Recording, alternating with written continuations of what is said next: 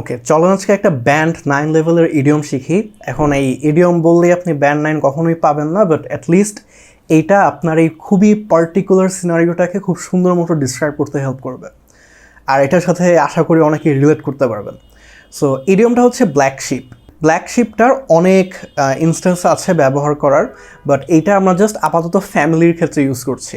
So ধরেন আপনার ফ্যামিলিতে আপনার ভাই বোন আছে, সবাই অনেক সাকসেসফুল, তারা হচ্ছে অনেক ভালো জায়গায় জব করে, একজন ডাক্তার, একজন ইঞ্জিনিয়ার, আপনার কোনো খোঁজ নাই।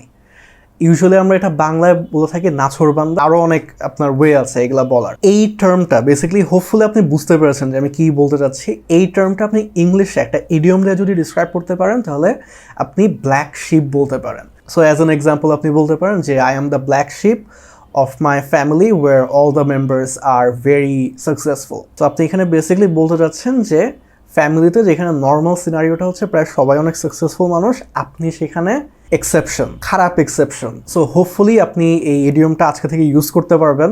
এটাতে একটা সেন্টেন্স বানানোর চেষ্টা করেন এবং সেটা আমি পরে রিভিউ করে দেবো। আমার নাম Nafi, and I'll see you on the next video.